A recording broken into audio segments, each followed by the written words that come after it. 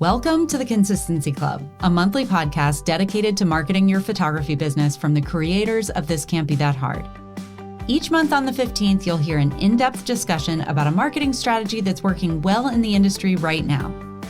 Looking for even more support? When you become a member of the Consistency Club, you'll unlock access to the extended version of each month's podcast, along with monthly email and social media templates and bonus access to that month's secret strategy. Sign up at go.thiscan'tbethathard.com/club to get started. I wish that I had like one of those little noisemakers for the new year. Happy New Year! Hi, Dana. How are you? I'm good, Autumn. How are you? I'm so good. I cannot believe that we are recording episode 13, officially our second year of the Consistency Club. So yay, round of applause. We're recording this and actually dropping it in December, but this will be technically our January episode for 2024. And if you haven't noticed, you're listening to this in a different place. The Consistency Club has officially graduated from being sort of the kid sister to This Can't Be That Hard to having its brand spanking new own podcast. Because of all of the love and support that you guys have given us over the course of the year, we figured that this sort of deserved its own seat at the table. And we are really, really excited about it.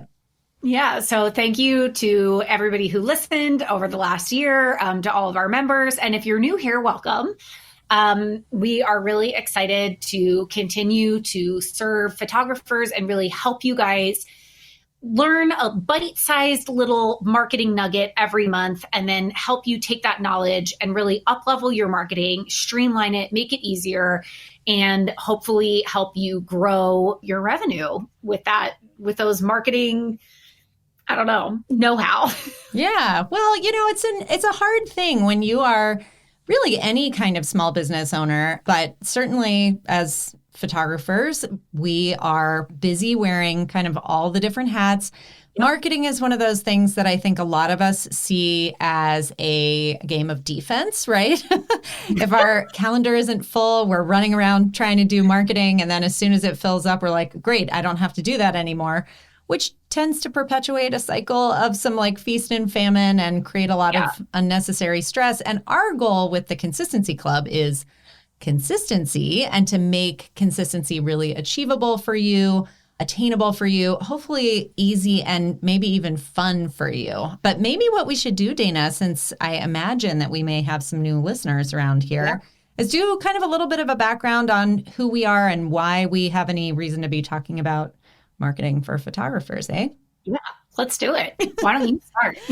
Sure. Well, I am a photographer. My name is Anami Tonkin. I am a portrait photographer. I photograph families in North Carolina, and I've been doing that since 2010. And I am Dana, and I work in digital marketing specifically for solopreneurs. So I help people who are individual business owners figure out how to market their business. And then also, like Anami was saying, because when you're a solopreneur, you wear so many hats. I have found that marketing gets pushed to the back burner very often. So my job is to come in and just sort of give you the ideas so that you can make marketing a lot easier. You don't have to go through the ideation phase. You can just kind of take what we create for you and make it work for your own business. And the beautiful thing is your art is certainly going to be unique to you and something that, helps connect you with your ideal client. But your marketing doesn't have to be 1,000% unique. It should be your voice. It should be your message, certainly. But you don't have to reinvent the wheel on this particular thing. You can take time-tested strategies that are sort of known to work, apply those with your sort of special sauce, and that can do the heavy lifting for you. And so, again, we're not here to sort of change your voice or change what you're saying. We're just giving you a framework that you can build on. And, it's kind of like if you if you enter something into ChatGPT, it never spits out exactly what you want, but sometimes it seeds that idea. When we, in our templates and things, we feel like we've got pretty good messaging dialed in because we are catering specifically to photographers. And a lot of people are able to sort of take what we create for both email and social and apply that pretty directly. But certainly it's easy enough to tweak if you want to make it special and different for your business. Yeah. And I'll just do a very quick lesson on marketing here, which is like when you're thinking about marketing, it's really in 3 different phases. There's like the ideation phase where you're like, what do I want to say? What do I want to share? What do I want to talk about? And then there's a very separate phase, which is like, okay, let me actually write that thing or create that, reel or content. And then the third phase is like actually sharing it, posting it, whatever. It's so difficult to try to do all 3 of those phases all at once. So what we try to do is actually take that whole first phase off your plate. We're like, hey, we're going to give you the ideas. And then all you have to do is just add your little flavor on top and do stage 2 and stage 3. And that cuts so much of the work out of it for you. So just for those of you who are new around here, that's kind of what the Consistency Club was founded on. It was like, how can we help people do their marketing faster and also take the guesswork out of it? I love that. So good. And again, it's going really well. So we're excited. So with that, why don't we go ahead and dive into this month's marketing strategy, what we kind of want to kick the year off with. Yeah. So what we want to focus on in January and really kind of the first quarter of this year is growing your email list and the importance of having an email list, which is, I like to talk about this in terms of real estate that you own versus real estate that you rent. Your social media is rented space. You don't control the algorithm. There's a lot of, nonsense over there that you can't control. And of course, I try to give you strategies for kind of breaking through the noise. But at the end of the day, that is sort of more of a gamble than your email list, which is like when you send out an email, boom, that goes into everybody's inbox. Whether or not they actually open it, for those of you who have been around for a long time, you've heard me talk about this analogy of like, marketing is like driving down a highway and you keep seeing billboards. So every email that lands in your client's inbox, whether they open it or not, is a billboard for your business. And that is so, so valuable, even more valuable than when they see it on social media, mostly because of the mindset that people are in. When people are on social media, they're kind of like in a scroll, like zone out phase, right? When people are on their email, think about yourself. Like when you're on your email, you're a little bit more like in task oriented to-do mode, right? Versus when you're on your social media, you're just like kind of more looking to be entertained. So people are more engaged when they get your email. They're more likely to be like, oh yeah, I need to book with that person, or yeah, let me read this, thing, whatever, as opposed to on social media, you have to really work hard to grab their attention and stop their scroll. I have to interrupt you there and just talk about, of course, we're recording this in December, and everybody knows that early December is like you are at the right in the crosshairs of like every single email marketing campaign in the universe is coming into your inbox right now. Yeah. And I know there are so many photographers who are like, I just don't want to be part of that noise. I don't want to annoy my people. I don't, like it bugs me when I get a bunch of emails from people. I don't want to be that service provider. And yet I just this morning opened an email in task mode. I'm sitting there and I'm thinking about gifts because I'm in the shopping mindset. And it must have been my 10th email this week from a clothing brand that I have started to buy from. And it's so funny because it's like I am exactly their ideal client. I know I am. I first heard about them from an ad in my Instagram feed, and then that brought me over to their website, and I ordered a sweater. This was months ago. I ordered a sweater. It was a great sweater. And so from there, I have ordered probably 6 or 7 more pieces of clothing from them. And then this morning, after I got a whole bunch of emails that I didn't open from them in the last couple of weeks because I was just like, not shopping. I was shopping this morning. Then that email showed up in my inbox. And what did I do but go and spend $240 on gifts for my mom and my cousin? So it was a very effective campaign for them. And I just bring that up only to say that like it really is. I think if I had seen one of their ads when I was just kind of in the scrolling mindset, it would have been totally different. Okay, for the listeners and for myself, because you always look so cute, what is this clothing brand? I'm always like, oh, I don't want to bother people with this, or like, what if somebody has something to say about it? But yeah, it's this brand called Quince, which is simple, sustainably sourced clothing and handbags and stuff like that, they don't have any sort of physical store. So the prices are good. Love it. Okay. Well, this episode not brought to you by Quince, but kind of brought to you by Quince. Yeah. I happen not to be wearing anything of theirs at the moment. But everybody's like on their phone Googling right now. Well, there you go. Free advertising. There you go. Good job on your email campaign. But yeah, I mean, that is so true. I'm sure you can think of everybody can think of a million examples of this. It's so funny. I get tons of emails and I'm like, when did I sign up for this? Yeah. But like, sometimes it does just hit you in the right moment. And then the other 95% of the time, if I don't feel like opening their email, I just don't open it. But every single day I'm like, oh yeah, BarkBox, or oh yeah, like what, whatever. So it's just a little reminder. Mm-hmm. And so let's take this conversation and really elevate it to talk about like money. Let's talk about how does an email list translate directly to money? So there's tons of statistics out there about like, for every X person on your email list, it equals this much in revenue. And I think a lot of those are really skewed towards big corporations. And so, I don't have statistics for small solopreneur businesses per se, but I think we can take that idea and sort of, you can kind of start to do this math in your head a little bit and say, okay, well, if your goal is to, shoot 50 sessions a year and you have an email list of 200 people and you're able to fill your calendar, well, then that's 1 in 4 people on your email list is booking for you, right? So that's pretty incredible. 25%, gosh, you would kill for a 25% like engagement rate on a social media post, Right. So, again, it's like, I don't know that I can give it like an exact dollar amount, but you can really start to, think about, okay, when I need to fill a session spot, is it easier for me to blast it out on social media? Maybe.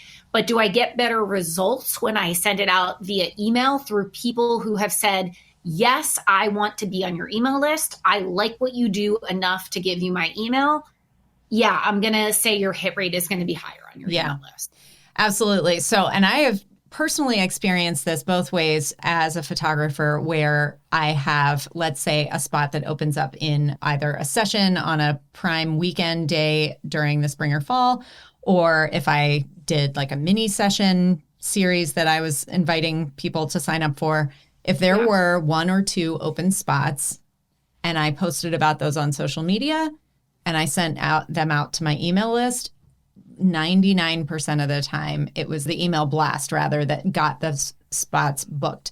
It's not that people don't hit the like button or like DM you and say, oh yeah, I'm interested. But to your point from before, it's almost a different mindset. When someone is in their inbox, they see something and they're more likely to take action on that, especially if it means, if you're, on Instagram, like leaving the platform, like, oh, I have to leave Instagram and go over to, their website or, give them a call or do whatever the call to action is.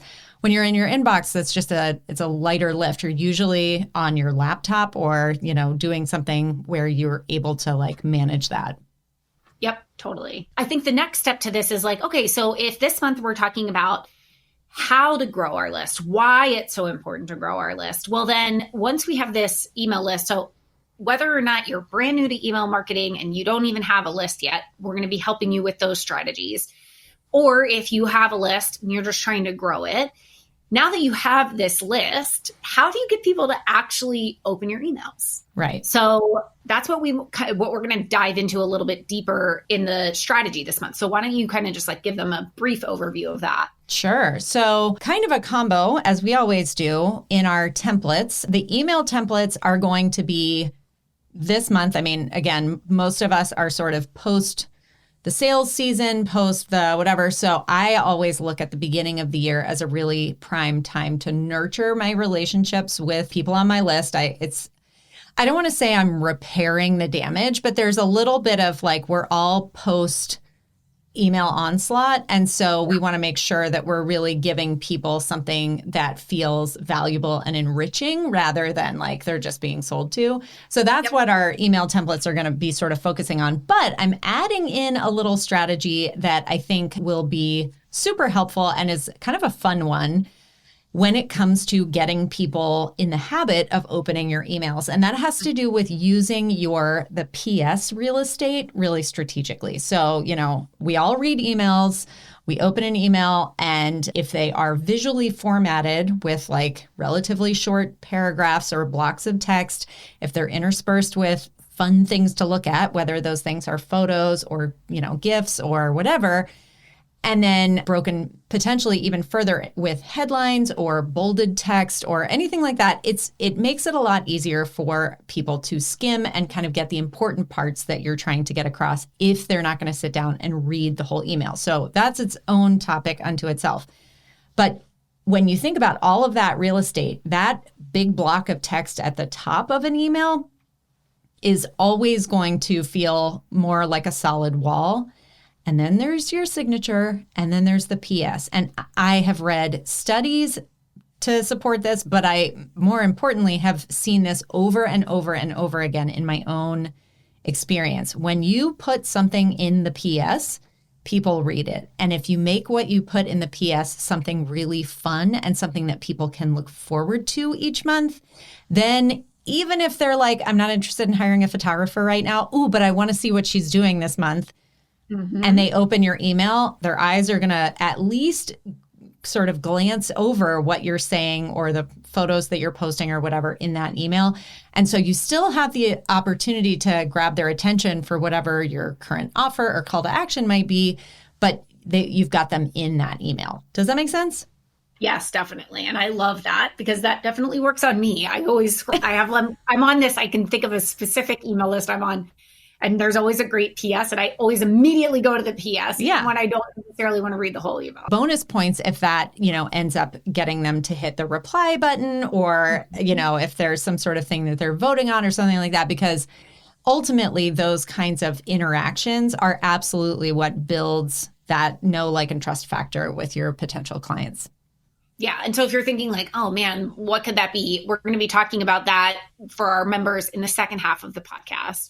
And then I'll just hop on to say for social media this month, I just want you guys to start thinking about the different sort of levels of resistance to getting people from your social media to your email list. So the path of least resistance is going to be the most work for you, which is like you put something in stories or something where they have to click a button. That's going to be the path of least resistance. The next level of resistance would be like them sending you a DM. And then the path of most resistance would be if they have to leave the platform. So I'm going to be talking a lot about different strategies for how you can make it really easy for people to hop on your email list, basically give you their email address. And then also, how do you build trust to the point where they want to give you their email address? They're like, yes, I want to be on your email list. So that's what I'm going to be talking about in social media this month. Love it. Well, let's go ahead and dive right into that for our members. And if you're not a member, don't forget, you can go to go.thiscan'tbethathard.com/club and join us anytime. That's it for this month's marketing lesson, but there's more waiting when you become a member. Visit go.thiscan'tbethathard.com/club to join the Consistency Club and get instant access to the rest of this episode, your Mad Lib style email and social media templates, our library of bonus trainings, and this month's secret strategy. Again, that's go.thiscan'tbethathard.com/club. We can't wait to have you.